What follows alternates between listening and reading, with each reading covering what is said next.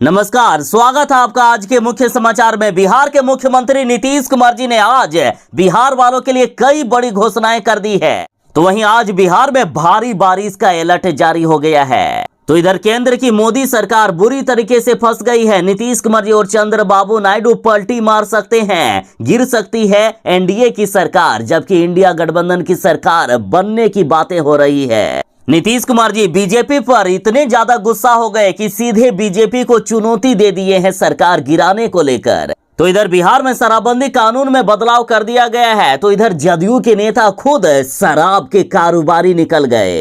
तो आज बिहार और देश की बड़ी खबरों पर बात करेंगे। इससे पहले आपसे एक छोटी सी अनुरोध है, कृपया वीडियो को एक प्यारा सा लाइक अवश्य कर दीजिएगा। आपका लाइक करना ही हमारी मेहनत का फल होता है। बिहार में शराबबंदी कानून फेल है, ये बिहार का हर एक व्यक्ति जानता है। कई राजनेता बिहार में शराबबंदी को खत्म करने की मांगे कर रहे हैं। पटना हाईकोर्ट के द्वारा भी नीतीश सरकार को कई बार फटकार लगाई है और अब पटना हाईकोर्ट ने बड़ा फैसला सुनाया कि जिस ब्रेथ एनालाइजर टेस्ट के जरिए सरकार लोगों को जेल भेजने का काम करती थी, तो पटना हाईकोर्ट ने अब उस ब्रेथ एनालाइजर टेस्ट को ही अवैध करार दे दिया है। कहा है कि सिर्फ ब्रेथ एनालाइजर टेस्ट शराब के सेवन के निर्णायक प्रमाण नहीं है, इसके जरिए लोगों को जेल नहीं भेजा जा सकता है या सजा नहीं मिल सकती है। देखिए, बड़ी खबर है कि पटना हाईकोर्ट ने बड़ा फैसला देते हुए आदेश दिया है कि सिर्फ ब्रेथ एनालाइजर टेस्ट रिपोर्ट से यह साबित करने के लिए पर्याप्त सबूत नहीं है कि संबंधित व्यक्ति ने शराब पी रखी है। हाईकोर्ट ने कहा कि इसके लिए जरूरी है कि खून और पेशाब की जांच की रिपोर्ट भी पेश किया जाए। और सुनिए, इसी के आधार पर कोर्ट ने एक निलंबित कर्मचारी को भी बहाल करने का निर्देश दे दिया है और सीधा सीधी नीतीश सरकार को आदेश दिया है कि सिर्फ ब्रेथ एनालाइजर से आप किसी को भी शराबी करार नहीं दे सकते हैं। हाँ, शराब पीने का इन पर शक हो सकता है, लेकिन तब तक इनको शराबी साबित नहीं किया जा सकता जब तक खून या पेशाब की जांच ना करवा दी जाए या सिर्फ ब्रेथ एनालाइजर टेस्ट के द्वारा सजा नहीं दी जा सकती है। और पटना हाईकोर्ट का जैसे ही ये आदेश आया कि ब्रेथ एनालाइजर टेस्ट शराब का निर्णायक प्रमाण नहीं है, नीतीश सरकार में भगदड़ सी मच चुकी है और अब बिहार में शराबबंदी पर फिर से कई तरह के सवाल भी उठने लगे हैं। पूरे बिहार में बारिश का अलर्ट जारी हो गया है। मौसम विभाग ने आज अलर्ट जारी करते हुए कहा कि बिहार के 24 जिलों में झमाझम बरसेंगे बदरा, यानी 24 जिलों में भारी बारिश का अलर्ट जारी किया गया है। बाकी के जिलों में मध्यम दर्जे तक की बारिश होने वाली है और बिहार में लगातार आसमान से अब सीधा मौत बरस रही है। वज्रपात से बिहार में कई लोगों की जान चली गई है। 6 लोगों की मौत हो गई, 3 गंभीर रूप से झुलस गए। और ये कल की बात है। यदि परसों की बात करें तो परसों भी 5 लोगों की दर्दनाक मौत हुई थी। तो प्रत्येक दिन लोगों की मौत हो रही है, अतः जरा बच के रहें।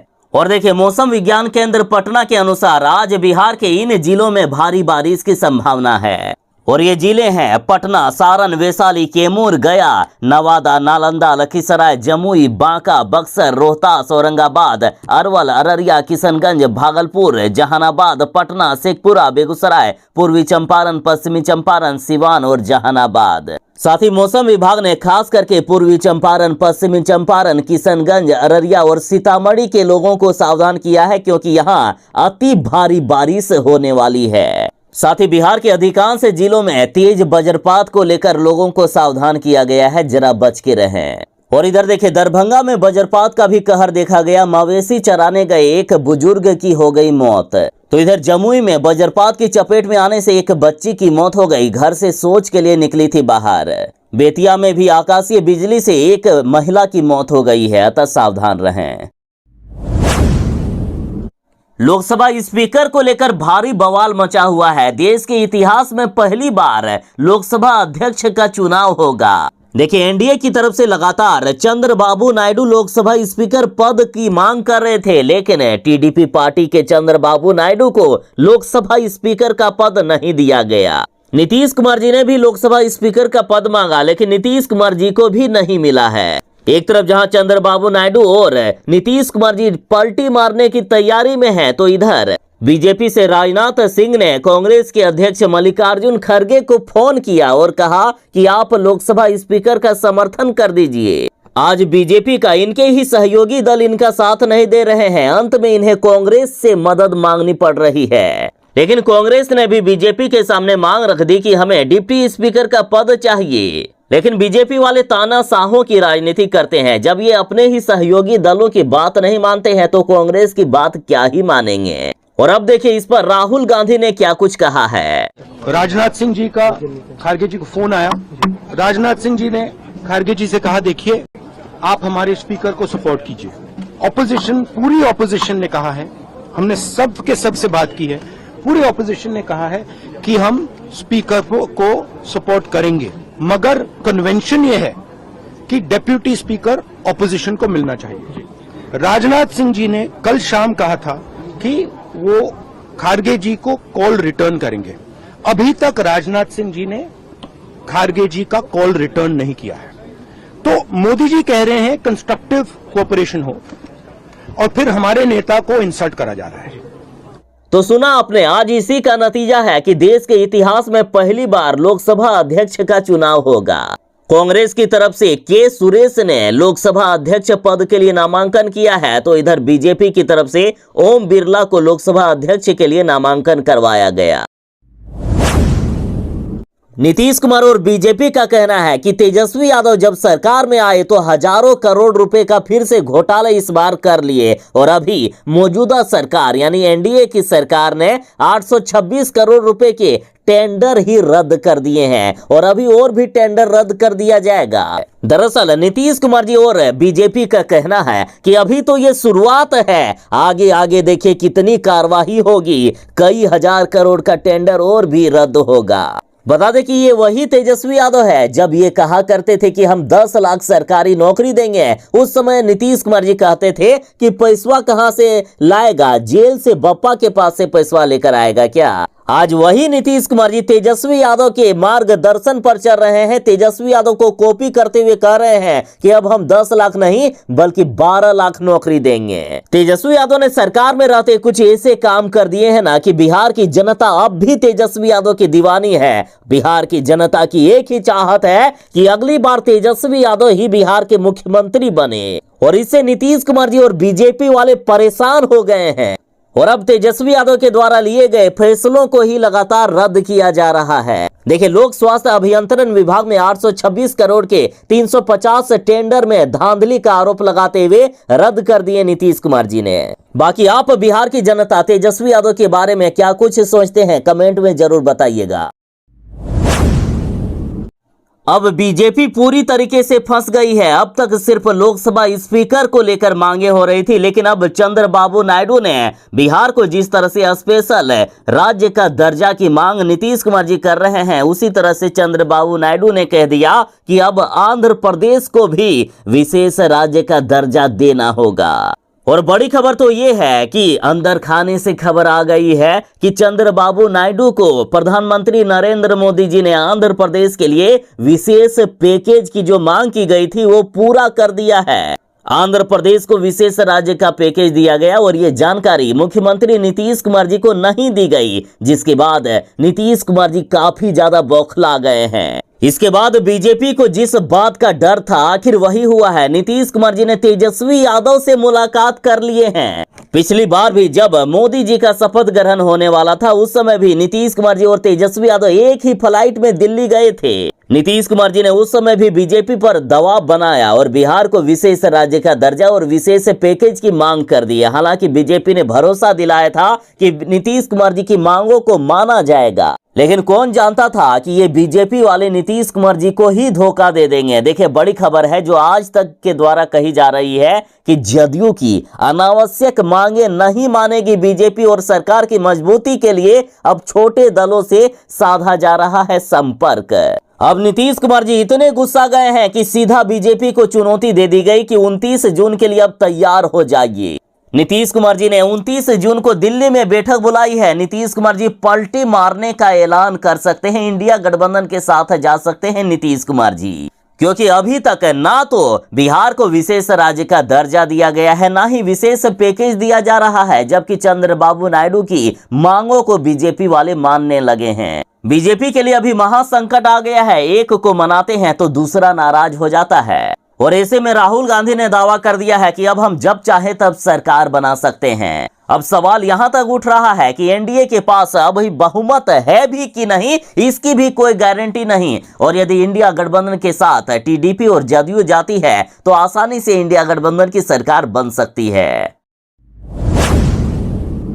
अब ये लीजिए कि ऐसा कांड भी होता है बिहार में। एक तरफ जहां बच्चों को सड़ा हुआ अंडा खाने के लिए दिया जाता है और जब बच्चे सड़ा हुआ अंडा नहीं खाना चाहते हैं, जब मना कर देते हैं तो इतना मारा जाता है बच्चों को कि अस्पताल ही भेज दिया जाता है। या दूसरे शब्दों में कहें तो बच्चों का अस्पताल जाना तय है। या तो सड़ा हुआ अंडा खाकर बीमार होकर अस्पताल जाओ, नहीं तो शिक्षकों की मार खाकर। दरअसल ताजा मामला बिहार के सीतामढ़ी से सामने आया है, जहां मिड डे मील में सड़ा हुआ अंडा खाने से मना किया तो आपे से बाहर आ गए हेडमास्टर। दर्जन भर से भी अधिक बच्चों को पीट पीट कर पहुंचा दिया अस्पताल। बच्चों ने कहा कि सिर्फ अंडा सड़ा हुआ नहीं था बल्कि भोजन में भी कीड़ा पड़ा हुआ था। कीड़ा युक्त भोजन आखिर हम कैसे खाते, इसलिए हमने मना कर दिया। बच्चों ने कहा। उसके बाद हेडमास्टर ने हमारी बेरहमी से पिटाई कर दी। हेडमास्टर ने एक ही के बाद एक 13 बच्चों को पीट पीट कर जख्मी कर दिया। दरअसल ये पूरा मामला सीतामढ़ी जिले के चेरोत थाना क्षेत्र के परिगामा पंचायत स्थित राजकीय मध्य विद्यालय का है, जो आज तक देश के इतिहास में नहीं हुआ था। मोदी जी ने आज देश को वो दिन दिखाने का काम किया है। लोकसभा स्पीकर को लेकर देश में पहली बार चुनाव हो रहा है, क्योंकि बीजेपी वाले किसी की सुनते ही कहां हैं। और बड़ी खबर यह है कि नीतीश कुमार जी और चंद्रबाबू नायडू दोनों ही बीजेपी से नाराज हो गए हैं और ये पलटी मारने की तैयारी में हैं। दरअसल टीडीपी पार्टी के चंद्रबाबू नायडू को लोकसभा स्पीकर का पद चाहिए था, लेकिन बीजेपी वालों ने इनकी मांग नहीं मानी। और अब नीतीश कुमार जी के भी किसी भी मांग को बीजेपी वाले नहीं मान रहे हैं, जिससे नीतीश कुमार जी और चंद्रबाबू नायडू दोनों ही खेला करने वाले हैं। और इसके लिए नीतीश कुमार जी ने चंद्रबाबू नायडू से फोन पर बातें भी कर लिए हैं। अब नीतीश कुमार जी ने बीजेपी को चुनौती भी दे दी है कि 29 जून के लिए तैयार हो जाइए, दिल्ली में बड़ा फैसला लेंगे मुख्यमंत्री नीतीश कुमार जी। और इसी बीच राहुल गांधी ने बड़ा दावा कर दिया। राहुल गांधी ने कहा कि छोटी सी गड़बड़ी एनडीए सरकार को गिरा सकती है, लेकिन तो यहाँ एनडीए के द्वारा बड़ी बड़ी गलतियां हो रही है। कांग्रेस की ना तो मांग ये मान रहे हैं, ना ही नीतीश कुमार जी और टीडीपी के चंद्रबाबू नायडू के किसी भी मांग को माना गया। राहुल गांधी ने दावा कर दिया है कि एनडीए के 29 सांसद हमारे संपर्क में हैं। साथ ही नीतीश कुमार और चंद्रबाबू नायडू दोनों ही इंडिया गठबंधन में आने वाले हैं। और यदि ऐसा हो गया तो इंडिया गठबंधन की आसानी से सरकार बन सकती है। आज बड़ा खेला होने वाला है। जदयू और टीडीपी पार्टी यदि इंडिया गठबंधन में शामिल हो गए तो इंडिया गठबंधन के 263 सीटें हो जाएंगे, जबकि राहुल गांधी ने दावा कर दिया है कि एनडीए के 29 सांसद भी हमारे संपर्क में हैं। इस तरह से आसानी से इंडिया गठबंधन की सरकार बन सकती है। बिहार के सभी सरकारी स्कूल के शिक्षकों को अब ऑनलाइन हाजिरी बनाना होगा। देखिए, बिहार के तकरीबन 78,000 सरकारी स्कूलों में नई व्यवस्था लागू हो गई है। अब इन्हें मोबाइल ऐप के द्वारा हाजिरी बनानी होगी। इन्हें 2 बार हाजिरी बनानी होगी, एक बार स्कूल आने पर और दूसरी बार स्कूल जाते समय। मोबाइल ऐप पर हाजिरी बनाते समय इसकी रिपोर्ट शिक्षा विभाग को मिल जाएगी। हालांकि अभी कुछ दिनों तक ऑनलाइन के साथ साथ भौतिक रूप में यानी रजिस्टर पर भी शिक्षक प्रधानाध्यापक अपनी उपस्थिति दर्ज कराएंगे, ताकि किसी शिक्षक को शुरुआत में ऑनलाइन हाजिरी बनाने में यदि दिक्कत हो तो उपस्थिति पंजी में उनकी हाजिरी दर्ज रहे। पर आगे सिर्फ मोबाइल ऐप के माध्यम से ही हाजिरी बनाने की व्यवस्था रहेगी। देखिए, इसके लिए शिक्षकों को और प्रधानाध्यापक को गूगल प्ले स्टोर से ई शिक्षा कोष ऐप को अपने मोबाइल पर डाउनलोड करना होगा और ये ऐप स्कूल के 500 मीटर के दायरे में ही काम करेगा। शिक्षक और प्रधानाध्यापक स्कूल आते समय स्कूल इन और जाते समय स्कूल आउट बटन को क्लिक करके अपनी हाजिरी दर्ज करेंगे। राष्ट्रीय जनता दल का कहना है कि आज गुंडे चला रहे हैं बिहार में सरकार। साथ ही बिहार में दिन दहाड़े बढ़ते अपराध पर प्रधानमंत्री नरेंद्र मोदी जी से तेजस्वी यादव ने सवाल पूछे हैं। साथ ही तेजस्वी यादव ने टोटल 33 आपराधिक घटनाओं का जिक्र करते हुए पिछले 2 से 3 दिनों में बिहार में हुई आपराधिक वारदातों का जिक्र किया है। तेजस्वी यादव बोले कि पिछले 2 से 3 दिन की आपराधिक घटनाओं की दर्दनाक अल्प सूची देख लीजिए मोदी जी।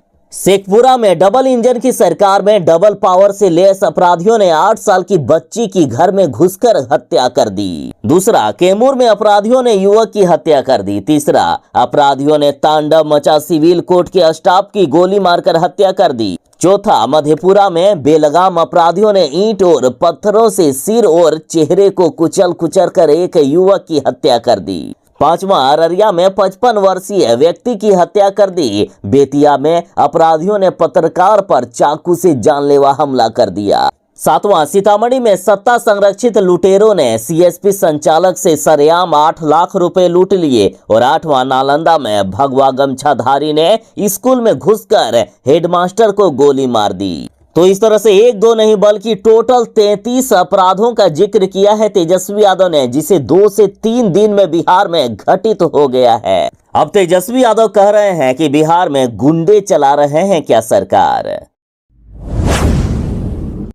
मुख्यमंत्री नीतीश कुमार जी ने जदयू के संसदीय दल का नेता चुन लिया है। ललन सिंह के बदले कामत और रामनाथ की जगह संजय झा को जगह दी गई। देखिए, जदयू संसदीय दल ने अपने नेता के चुनाव का अधिकार नीतीश कुमार जी को सौंपा था और नीतीश कुमार जी ने संसद के दोनों सदनों में अपनी पार्टी के नेताओं का नाम का ऐलान कर दिए हैं। जदयू ने लोकसभा में दिलेश्वर कामत को अपने संसदीय दल का नेता चुना है। इससे पहले ललन सिंह जदयू के संसदीय दल का नेता हुआ करते थे और इधर जदयू ने राज्यसभा में संजय झा को अपने संसदीय दल का नेता बनाया है। बता दें कि रामनाथ ठाकुर को अति पिछड़े कोटे से केंद्र में मंत्री बनाया गया है। उनके मंत्री बनने के कारण संजय झा को नया नेता चुनना पड़ा।